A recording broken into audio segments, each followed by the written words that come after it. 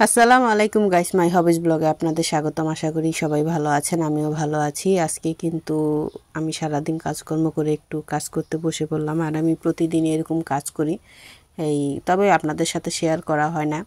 আমি কিন্তু টুকিটাকি আগেই বলেছি, আমি জামা সেলাই করি, অর্ডারি কাজও করি, নিজেরও করি এবং বাইরের অর্ডারি কাজ করি। তো কাজটা কিন্তু আমার অর্ডারের, কিন্তু আজকে আমি এটা নিয়ে কোনো আলোচনা করব না। আজকে একটু আমার জীবন নিয়ে কিছু কথা বলবো আপনাদের সাথে। আসলে মানুষের জীবনটা অনেক কঠিন, সেটা সবাই যাকে জিজ্ঞেস করবেন আপনি সেই কিন্তু বলবেন কেউ সুখে নেই, সেটা আমি হোক যেই হোক। কিন্তু মানুষ কিন্তু কখনোই দুঃখের কথাটাকে প্রকাশ করে না। 2024 সাল থেকেই মনে করেন আমার জীবনের কষ্টটা শুরু হয়ে গেছে। মানুষ যখন সব সুখ একবারে পেয়ে যায় তখন কিন্তু মানুষের কষ্টটা কখনোই সহ্য হয় না, আমি মনে করি। আর যারা মনে করেন কষ্ট পেয়ে সুখ পায় তারা কিন্তু আকাশের চাঁদ পায়। আর আমি আকাশের চাঁদটা কিন্তু আগেই পেয়ে গেছি, যার কারণে এখন এই ধাক্কাটা আমার সহ্য হচ্ছে না। একটার পর একটা, মানে কি বলবো, একটার পর একটা মানে লেগেই আছে। 2024 সালে আমার জীবন থেকে কিন্তু অনেক কিছু হারিয়ে গেছে। আর আমার জীবনের যুদ্ধটা শুরু হয় 2024 সাল থেকে। আমি কিন্তু 2024 সালে আমার মাকে হারাই। আপনারা হয়তো জানেন কিনা আমি তা জানি না। আর ওই 2024 সালের শুরু থেকেই কিন্তু আমার মায়ের বড় ধরনের একটা রোগ ধরা পড়ে, কিডনি রোগ। তো ওই রোগ থেকে কিন্তু মানে আমার জীবনের যুদ্ধ শুরু হয়ে যায় এবং জুন মাসের 28 তারিখে কিন্তু আমি আমার মাকে হারাই। তো ওই রোগ যেদিন থেকে শুরু হয় সেদিন থেকেই কিন্তু আমার জীবনের যুদ্ধ শুরু। এখন পর্যন্ত আমি যুদ্ধ করেই যাচ্ছি। জানি না কখনো জীবনে সফল হতে পারবো কিনা। যদি অন্তত ইউটিউবে সফল হতে পারি তারপরে ভাববো নিজেকে সফল, কিন্তু তাছাড়া আমি ব্যক্তি জীবনে কিন্তু আমি সফল নই।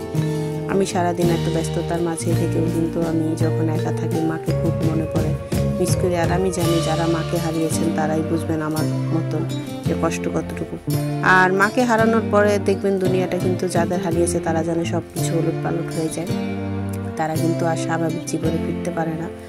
আর বিশেষ করে আমার মতো যারা একা, যাদের ভাই বোন কেউ নেই, মানে একটা ডিপ্রেশনের লাইফের মতো চলে আসে। কিন্তু আমি এখন কিন্তু ইউটিউবে একটু সময় দেওয়ার পরে অনেকটা হালকা হয়েছি আমি মনে করি। মানে আপনাদের সাথে একটু টুকিটাকি ভিডিও শেয়ার করার পরে একটু ব্যস্ত থাকি, যার কারণে কিন্তু একটু মানে হালকা হয়েছে আমার মনটা। তো আমার জন্য সবাই দোয়া করবেন, আমি যেন নিজেকে একটু ঠিক করে নিতে পারি। তবে মাকে মনে করা কিন্তু ভালো, আমি মনে করি ব্যাপারটা, কারণ যত বেশি মনে পড়বে তত কিন্তু ভিতর থেকে দোয়া আসে।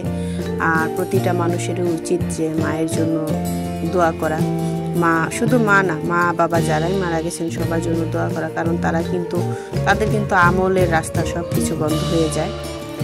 আর তারা কিন্তু আমাদের জন্য একটু দোয়াই আশা করে, এর চেয়ে কিন্তু বেশি কিছু আশা করে না। তো আমি চাই আপনাদের যারা মা বাবা নাই তাদের জন্য অবশ্যই দোয়া করবেন।